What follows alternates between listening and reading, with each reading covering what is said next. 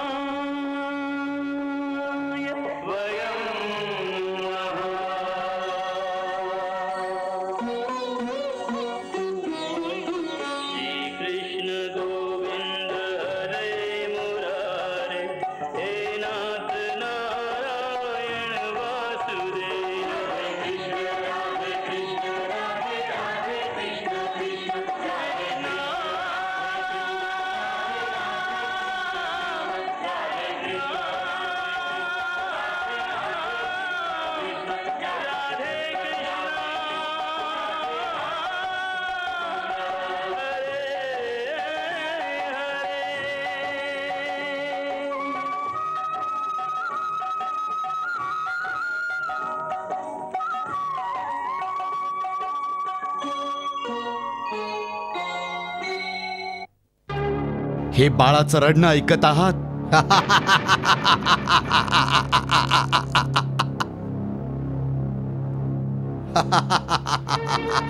हे रडणं नाही आहे, मृत्यूचं हास्य आहे। हा कुणी साधारण बालक नाहीये, मृत्यूनेच बाळाच्या रूपाने जन्म घेतला आहे। जर हे बाळ जिवंत राहिलं तर समजून जा की सर्वनाश होणार आहे। जर तुला महाराज शंबरासुर आणि त्यांच्या राज्याचं भलं हवं असेल तर लगेचच या बालकाला मारून टाक। नाही गुरुदेव, नाही नाही गुरुदेव, संपवून टाका याला। नाही, या बाळाला मी मरू नाही द्यायचे। हे बाळ माझं आहे। मारून टाका याला। नाही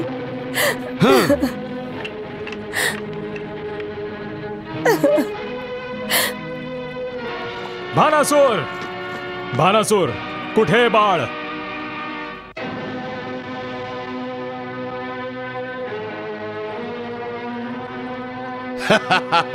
बघतो आहेस कुंभकेतू, प्रद्युम्न कसा रडतोय ते।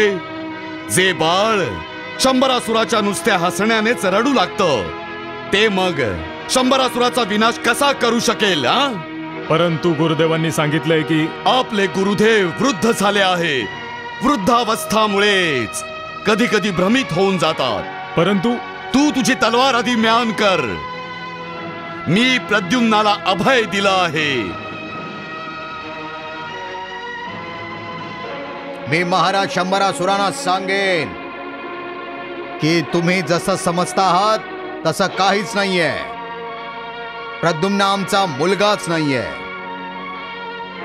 भानामतीने प्रद्युम्नाला जन्म दिलेला नाहीये। हे बाळ माशाच्या पोटातून आम्हाला मिळालंय। नाही नाही स्वामी, असं नका करू। महाराज शंबरासुरांना सत्य सांगण्यापासून तू मला अडवू शकत तर नाहीस ना? स्वामी थांबा, स्वामी।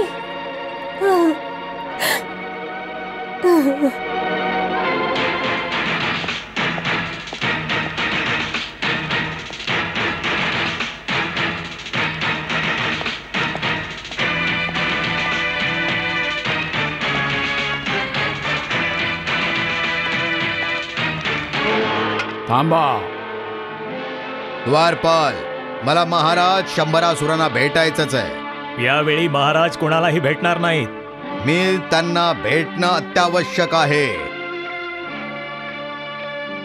जर मी त्यांना नाही भेटलो ना तर अनर्थ होऊन जाईल. द्वारपाल, भानासुराला आत येऊन दे. जशी आज्ञा. तुम्ही जाऊ शकता.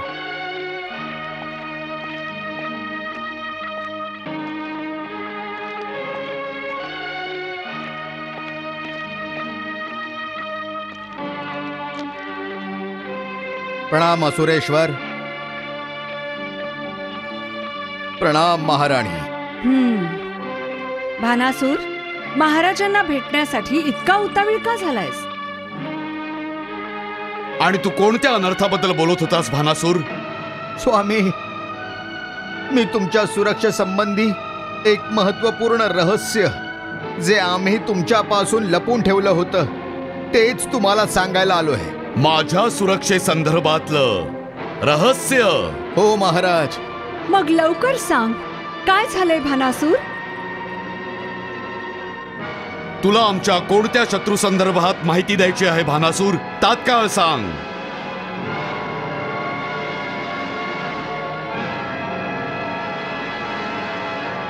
मी सांगायला आलो आहे की महाराज, प्रद्युम्न आमचा मुलगा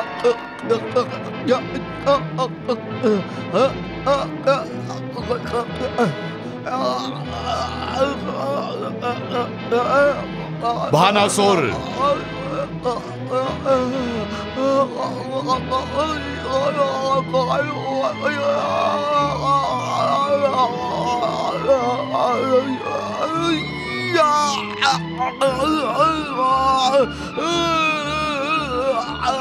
भानासूर, काय झालं तुला? तू काही बोलत का नाहीयेस? अच्छा, तर तू देखील राजगुरूंच्या बोलण्याला बळी पडलास तर विसरून जा भानासूर की प्रद्युम्न आमच्यासाठी अशुभ आहे आणि माझी चिंता करणं देखील सोडून दे.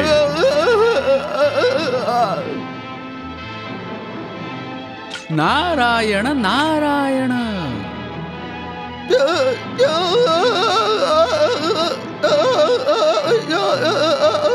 तुला नक्की सांगायचंय तरी काय प्रद्युम्नच्या बाबतीत? बिचारा घाबरून बधीर झालाय. कदाचित त्यामुळेच बोलू शकत नाहीये. मला वाटतं प्रद्युम्नच्या बाबतीत चिंतित आहे.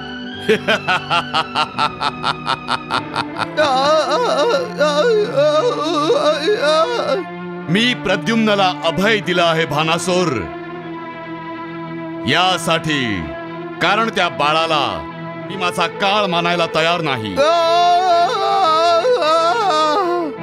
आता कुंभकेतू किंवा माझ्याकडून प्रद्युम्नला काहीही धोका नाहीये.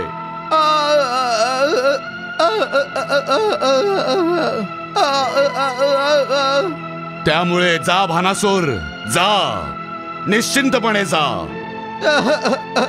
ना मला प्रद्युम्नापासून भीती आहे ना प्रद्युम्नासाठी तुला माझ्याकडून काही भीती आहे.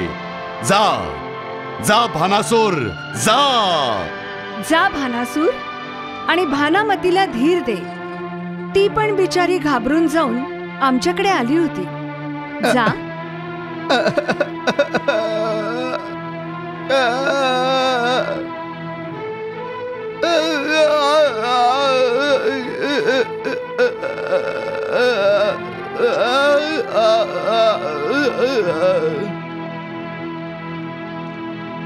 पुत्रमोह, पुत्र माया आणि पुत्र वियोग या तिन्हींचा आपण अनुभव घेतला आहे महाराज.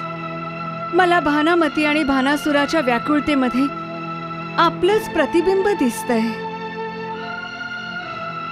प्रद्युम्नला अभय देऊन तुम्ही योग्यच केले महाराज, अगदी योग्यच केले आहे.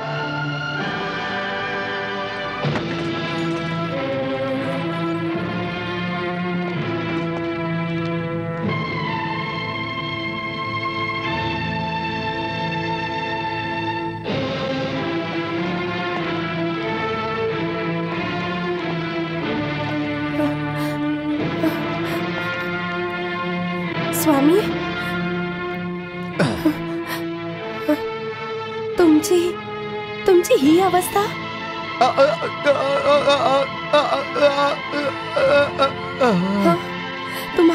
तुम्हाला काय झालंय स्वामी? तुमच्या आवाजाला काय झालंय स्वामी?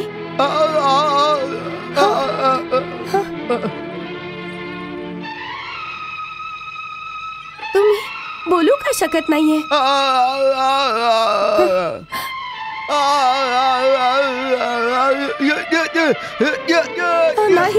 नाही स्वामी, स्वामी, माझ्यापासून प्रद्युम्नला दूर करू नका स्वामी. तुम्ही यांचे वडील नसलात तर काय झाले? मी तर ह्याची आई आहे स्वामी. असं करू नका हो. माझ्यापासून प्रद्युम्नला दूर करू नका. माझं बाळ माझ्यापासून दूर करू नका. नाही स्वामी, माझ्या बाळाला माझ्यापासून दूर करू नका स्वामी. स्वामी, स्वामी, माझं बाळ माझ्याकडे द्या स्वामी. माझा प्रद्युम्न मला परत द्या.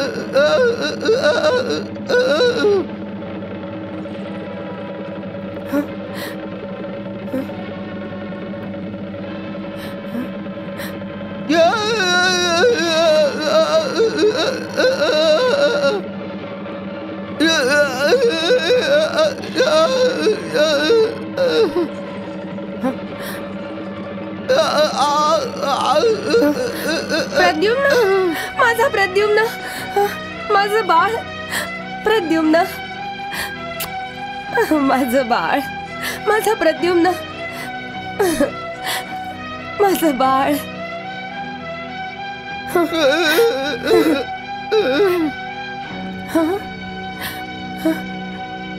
स्वामी,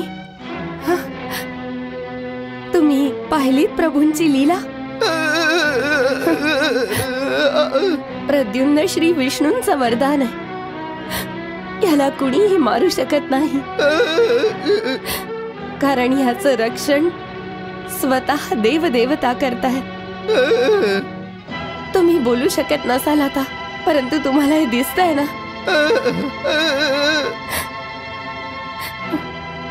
तुम्ही महाराज सम्रासुरांना हे सांगायला गेला होतात ना की प्रद्युम्न आपला मुलगा नाहीये, तो माशाच्या पोटातून मिळालाय.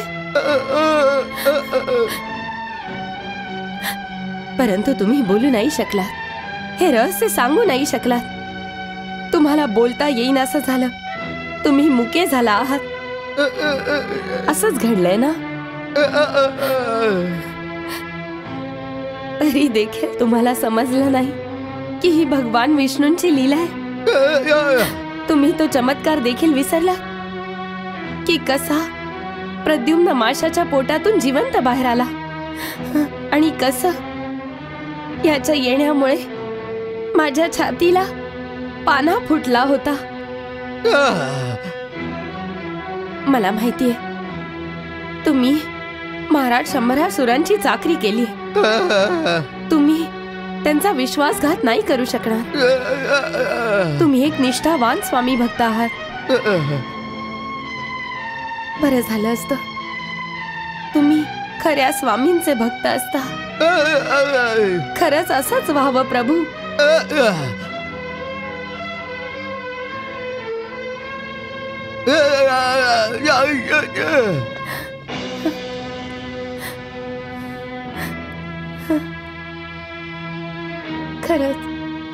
खरंच असं व्हावं प्रभू.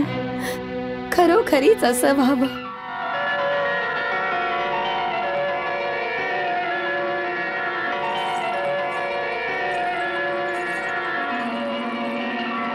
प्रणाम प्रभू.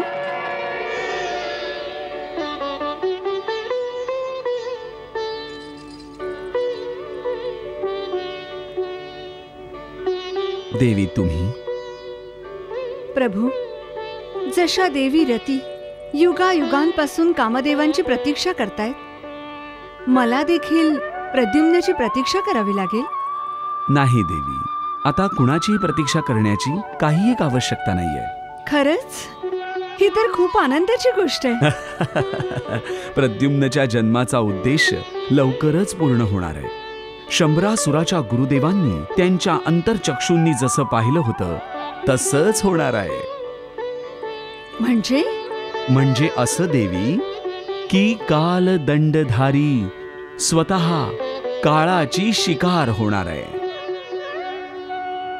देवी, शंभरासुराच्या मृत्यूचा क्षण समीप येतो आहे. परंतु प्रद्युम्न शंभरासुराचा वध कसा करेल? तो तर अजून बाल्यावस्थेमध्ये आहे. आता तो लवकरच युवा अवस्थेमध्ये प्रवेश करणार आहे. ते कसं प्रभू?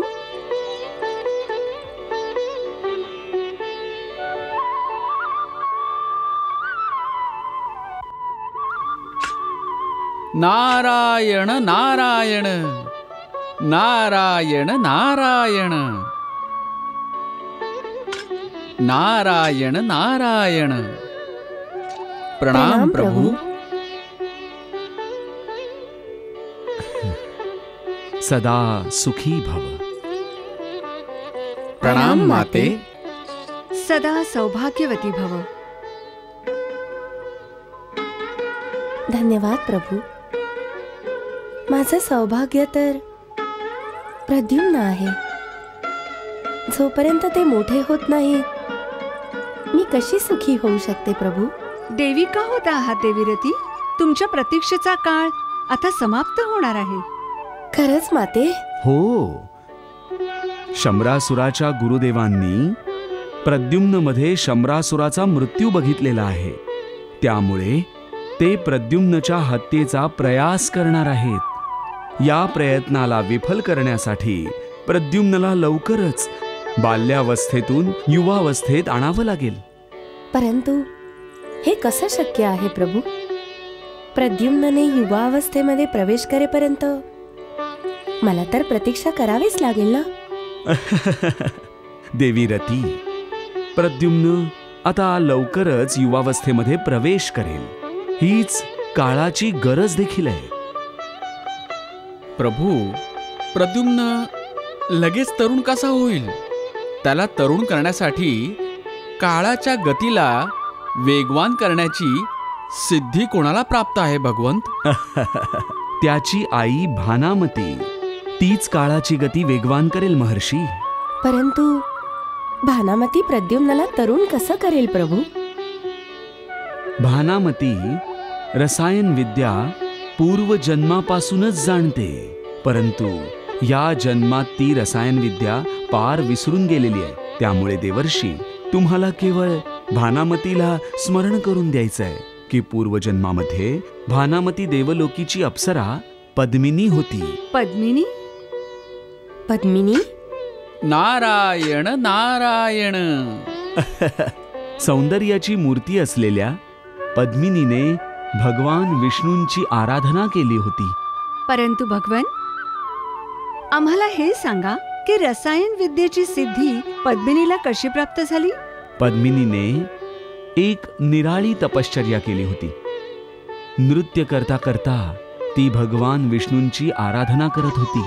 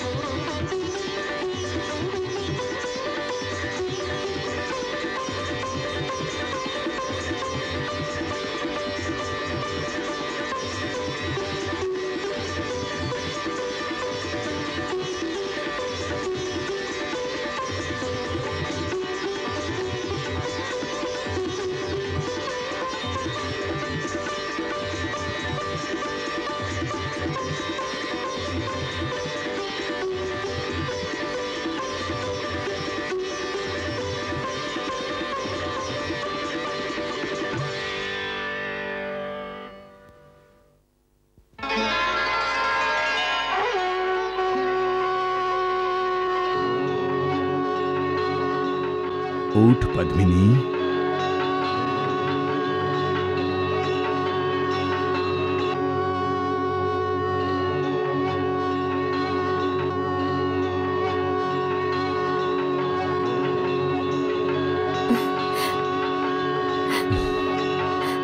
प्रणाम भगवंत.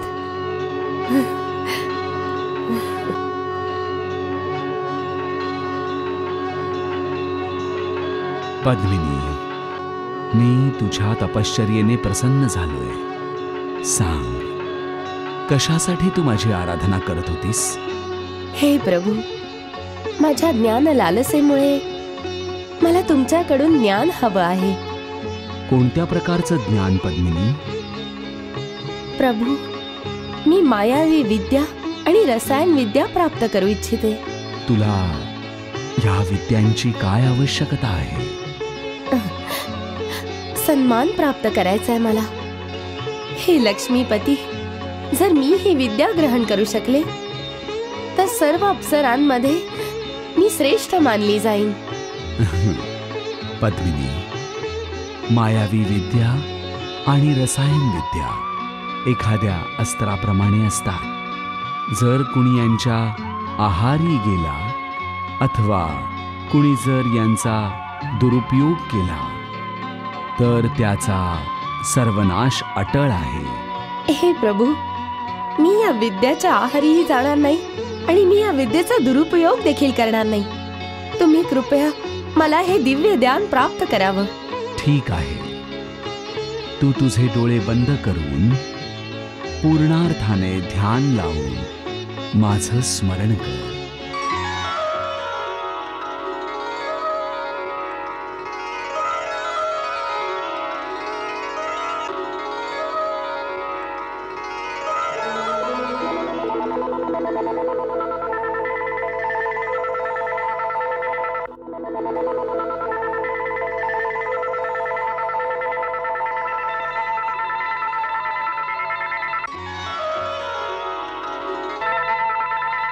डोळे उघड पद्मिनी.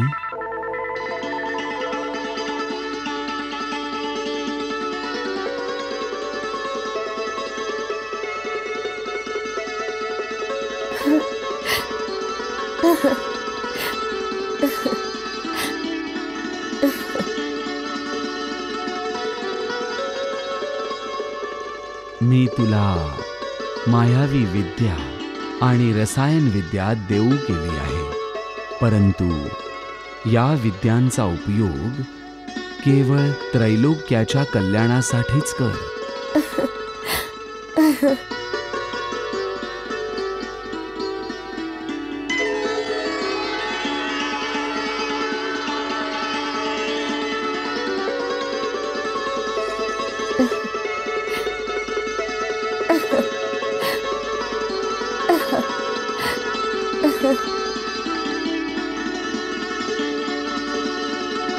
मायावी विद्या आणि रसायन विद्येच्या प्राप्तीने हर्षोल्लासित झालेली पद्मिनी या विद्यांचा वापर करून प्रात्यक्षिक करू लागली. मायावी विद्येने स्वतःचीच अनेक रूपे तयार करणे, स्वतःला इतर सजीव निर्जीव वस्तूंची रूप बहाल करणे इत्यादी प्रात्यक्षिके करताना तिला मायावी विद्येच्या घातक शक्तीची कल्पना येऊ लागली आणि तिला हे देखील लक्षात आलं की ही विद्या वापरून तिला तिच्या मनातल्या सुप्त असुरी इच्छा देखील पूर्ण करता येऊ शकते. बस हेच लक्षात यायच्या अवकाश तिने भयावह राक्षिणीचे रूप धारण केले आणि पृथ्वीवर येऊन ती लोकांना घाबरवू लागली.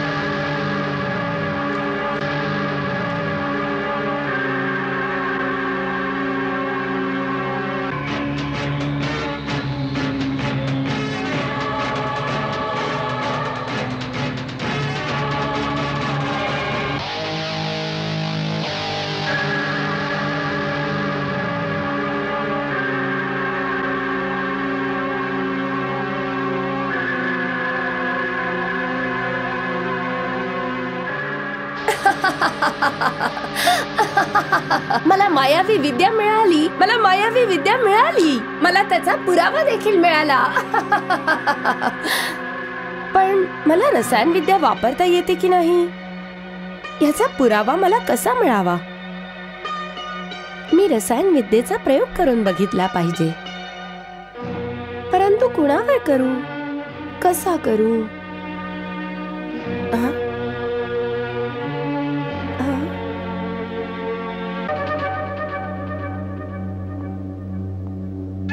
पद्मिनी भगवान विष्णूंच्या आदेशाचं पालन करत नव्हती. ती वारंवार मायावी विद्येचा प्रयोग करत होती. देवर्षी, अशा विद्या एखाद्या अस्त्राप्रमाणे असतात. जर अस्त्राचा योग्य उपयोग करण्याचं ज्ञान योद्ध्यापाशी नसेल तर अनर्थ होऊन जातो. मग तर पद्मिनीने घोर अनर्थ केला होता प्रभू. हो देवी, परंतु हा अनर्थ झाला तरी कसा प्रभू? रसायन विद्येचा प्रयोग करण्यासाठी पद्मिनी महातेजस्वी सदानंद ऋषींच्या आश्रमात प्रकट झाली आणि ऋषी पत्नींनी त्याच सुमारास सदानंद ऋषींसारख्याच 2 तेजस्वी बाळांना जन्म दिला होता.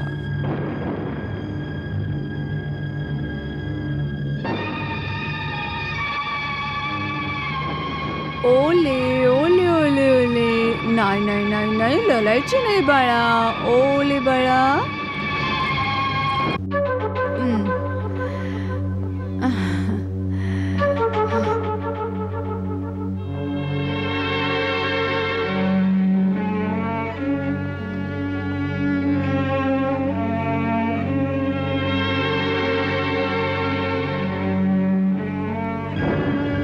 बाळांनो, आता तुम्ही दोघं गप्प बसा बघू, कारण मी तुम्हा दोघांवर रसायन विद्येचा प्रयोग करणार आहे.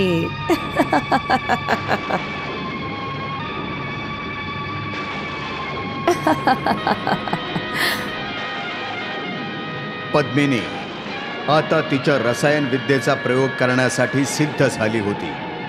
सदानंद ऋषींची 2 बाळं तिने या प्रयोगासाठी निवडली होती. श्री विष्णूंनी प्रदान केलेल्या रसायन विद्येने तिने एका अद्भुत रसायन कलशाला आवाहन केले. त्यातून बाहेर पडणाऱ्या रासायनिक द्रव्याचा शिडकावा त्या 2 बाळांवर होताच त्यांच्या शरीराची क्षणार्धात झपाट्याने वाढ होऊ लागली.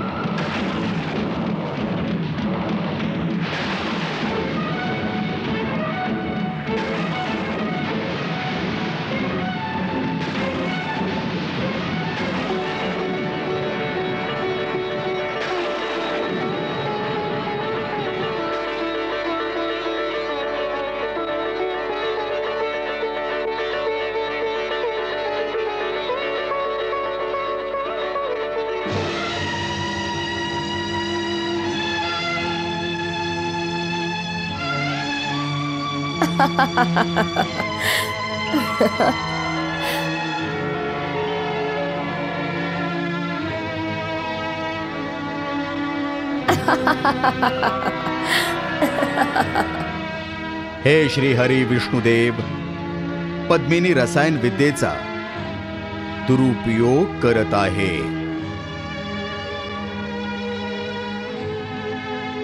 तिने कालचक्राची गती वाढवण्याचा दुस्साहस केलेला आहे. हे भगवंत, जर पद्मिनी अशाच प्रकारे रसायन विद्येचा दुरुपयोग करत राहिली तर अनर्थ होऊन जाईल आणि कालचक्र त्याची संतुलित गती हरवून बसेल. ब्रह्माची पद्मिनीला तिच्या पापाची शिक्षा अवश्य मिळेल.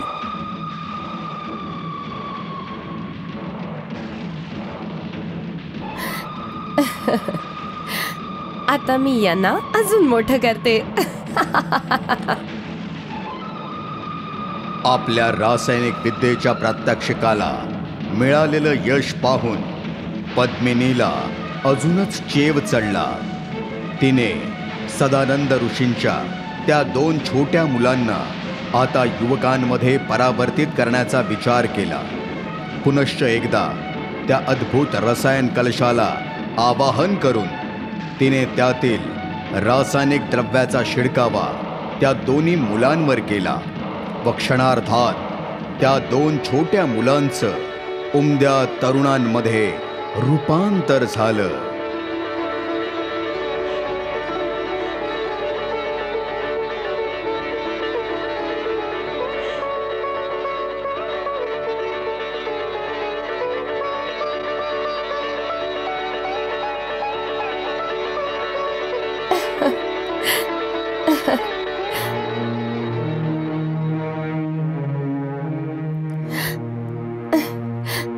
मला रसायन विद्या पण जमलीये आणि ह्याचं प्रमाण देखील मला मिळालंय.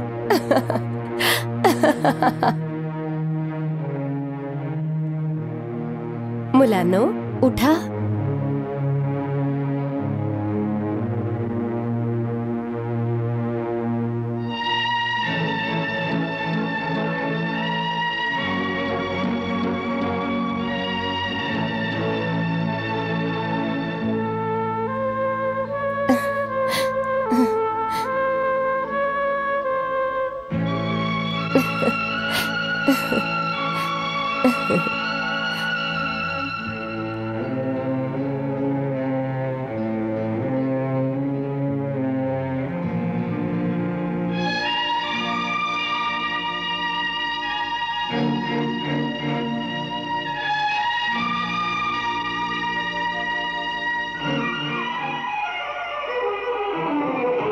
कोण आहेस तू? आणि मुलं कुठे गेली? हे 2 युवक कोण आहेत? आम्ही तुमचेच पुत्र आहोत पिताश्री.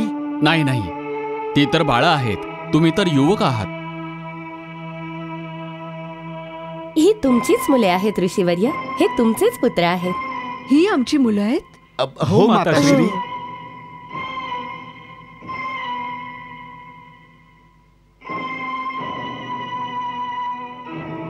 प्रणाम पिताश्री. आयुष्मान भव. प्रणाम माताश्री. सदा सुखी भव. परंतु असंभव संभव तरी कसं झालं? आमची छोटी बाळं युवक कसे बनले? मला विश्वासच बसत नाहीये. यांना मी मोठं केलंय. मी यांच्यावर रसायन विद्येचा प्रयोग मी केलाय.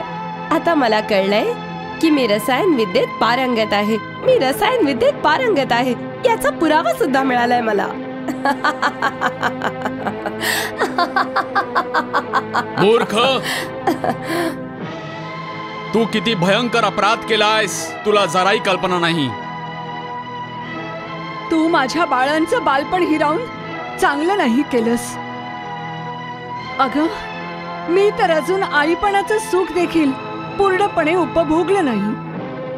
रसायन विद्या ग्रहण केल्यानंतर तू इतकी उन्मत्त झाली आहेस की तू आम्हाला प्रणाम देखील केला नाहीस. तुझा अपराध देखील क्षम्य आहे. परंतु आमच्या मुलांना युवक बनवण्याचा तुझा अपराध क्षमा करण्याचा योग्य नाही. आमच्या मुलांच्या बाबतीत तू कालचक्राची गती वाढवून जो अपराध केलायस त्याची शिक्षा तुला अवश्य मिळायला पाहिजे. आयुष्याला समजून घेण्याची, त्याचं अध्ययन करण्याची पहिली पायरी असते बालपण, आणि तू तीच पायरी नष्ट केलीस. नाही. मुलं भोळी असतात, निष्पाप असतात, परंतु तू तुझ्या रसायन विद्येच्या लालसेपायी त्यांच्या भोळेपणाचा बळी दिलास. तू या मुलांना त्यांच्या आईच्या कुशीतून हिरावलंस. तू आमच्या आश्रमाला रसायन विद्याच्या अनुचित उपयोगाने दूषित केलंयस. याची शिक्षा तुला अवश्य मिळेल. हे अप्सरे, मी सदानंद ऋषी तुला शाप देतो की तू देवलोकातून भ्रष्ट होऊन असुर काळात जन्म घेशील.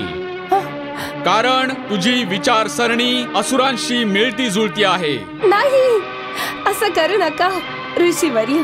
मला क्षमा करा. तुमचा शाप परत घ्या. ज्या मायावी आणि रसायन विद्येचा तुला गर्व आहे तू त्याला विसरून जाशील. नाही नाही नाही ऋषीवर्य. रसायन विद्येच्या आहारी गेल्यानंतर तू एका मातेच्या ममतेचा जरा देखील विचार केला नाहीस. नाही नाही. आणि म्हणूनच तू देखील पुत्र सुखापासून वंचित राहशील. नाही नाही, असं नका करू. इतका मोठा शाप मला नका देऊ. तू जे पाप केलं आहेस त्याच्या शिक्षेसाठी हाच शाप तुला योग्य आहे की तू मृत्यू लोकात वांज म्हणून जन्माला येशील. नाही नाही नाही.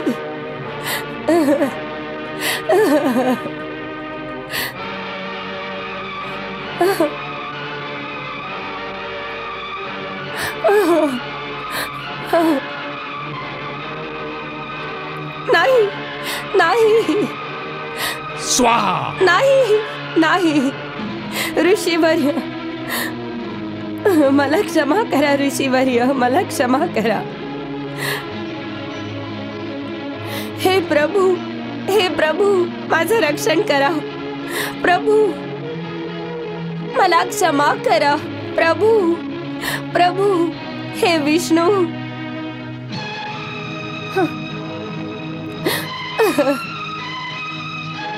आता मी काय करू? आता मी काय करू? आता मी काय करू?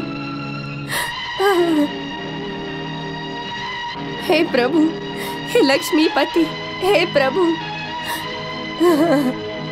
हे प्रभू, हे प्रभू, प्रभू, तुम्हीच माझा उद्धार करा प्रभू.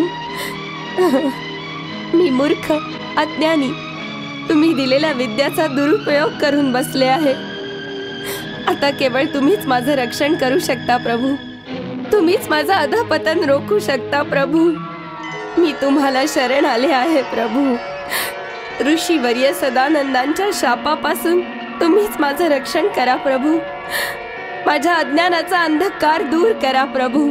मी तुम्हाला शरण आले आहे प्रभू. मी तुम्हाला शरण आले आहे. हे प्रभू, हे लक्ष्मीपती.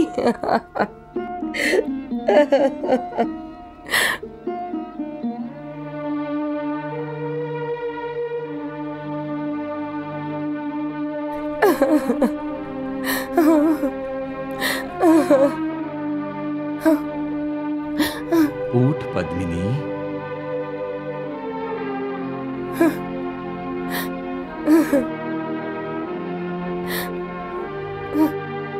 प्रणाम प्रभू.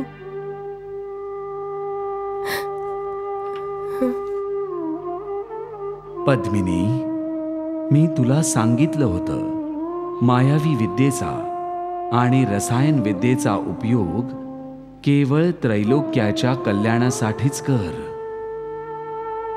परंतु तू या दोन्ही विद्यांचा दुरुपयोग केलास. माझ्याकडून चूक झाली प्रभू. त्याच चुकीची शिक्षा तुला मिळते आहे पद्मिनी. परंतु इतकी कठोर शिक्षा प्रभू. मी पुत्रापासून वंचित राहीन. मला असुर कुळात जन्म घ्यावा लागेल. नाही नाही प्रभू, मला असुर कुळात जन्म नाही घ्यायचा. तुम्हीच काहीतरी मार्ग दाखवा प्रभू. पद्मिनी, हेच विधात्याचं विधिलिखित आहे. परंतु निराश होण्याची जराही आवश्यकता नाहीये. तुझ्या हातून एक महत्वपूर्ण कार्य संपन्न होणार आहे. ते कोणतं प्रभू? पद्मिनी, द्वापार युगामध्ये शंभरासुर नामक असुर प्रबळ होईल. त्याचा विनाश करण्याकरता कामदेव, महादेव शिवांच्या आशीर्वादाने माझ्या पुत्राच्या रूपात मृत्यूलोकात अवतार घेतील. त्यांचं नाव असेल प्रद्युम्न. मी श्रीकृष्णाच्या रूपात अवतार घेईन आणि देवी लक्ष्मी रुक्मिणी रूपाने अवतार घेतील. प्रद्युम्नचं पालन पोषण तुझ्या हातूनच होईल पद्मिनी. असुर कुळामध्ये जन्म घेतल्यानंतर तुला दोन्ही मायावी विद्येचं आणि रसायन विद्येचं विस्मरण होईल. परंतु काळाची मागणी असेल प्रद्युम्नला युवावस्था प्रदान करण्याची. तेव्हा तुला पुनश्च या दोन्ही विद्यांचं स्मरण होईल आणि तू प्रद्युम्नला युवक बनवून त्याला मायावी विद्येचं शिक्षण देशील. जेव्हा प्रद्युम्न मायावी विद्या आत्मसात करेल आणि तो शंभरासुराचा विनाश करेल, तेव्हा त्यावेळी तू सदानंद ऋषींच्या शापातून मुक्त होऊन जाशील. पद्मिनी, तुझ्या हातून त्रैलोक्याचं कल्याण होणार आहे. मग का अश्रू ढाळते आहेस? हे पश्चातापाचे अश्रू आहेत प्रभू. आता मला कोणत्याही गोष्टीचा मोह उरला नाही. ना देवलोकाचा, ना पाताळ लोकाचा, ना मायावी विद्येचा आणि ना रसायन विद्येचा. आता मला मुक्ती हवी आहे प्रभू.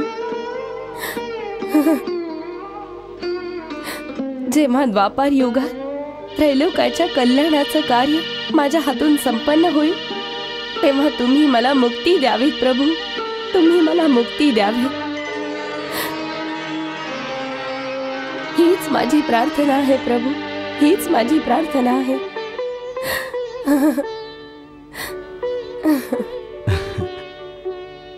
तथास्तु.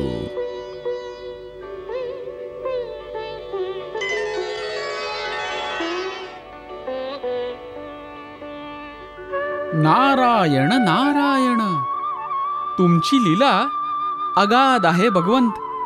प्रद्युम्नच्या संरक्षणाची योजना तुम्ही आधीपासूनच बनवून ठेवली होती. नारायण नारायण. पद्मिनीच्या मनात मायावी विद्या आणि रसायन विद्येचे शिक्षण ग्रहण करण्याच्या प्रेरणेमागे तुमचाच हात होता प्रभू. प्रभू, आता आम्ही काय करायचे आहे? देवी रती, देवर्षी आणि तुम्हाला भानामतीला भेटायचं आहे. भानामतीला जेव्हा तुम्ही पूर्वजन्माचं स्मरण करून द्याल तेव्हा तिला सगळं काही आठवू लागेल आणि ती सदानंद ऋषींच्या शापातून मुक्त होऊन जाईल आणि प्रद्युम्नला युवावस्था प्रदान करेल. देवी रती, प्रद्युम्नला हे सांगणं की तो कामदेव आहे हे मात्र तुमचंच काम आहे. अजून एक गोष्ट अशी की शंभरासुराच्या गुरुदेवांना प्रद्युम्नबद्दल माहिती झालं आहे की तो शंभरासुराचा मृत्यूदाता आहे. त्यामुळे ते त्याला मारून टाकायचा प्रयत्न अवश्य करतील. त्यांचा प्रयत्न निष्फळ ठरवण्यासाठी भानामतीला पूर्वजन्माचं स्मरण तत्काळ करून देणं आवश्यक आहे. आम्ही लवकरात लवकर भानामतीला जाऊन भेटतो प्रभू. नारायण नारायण.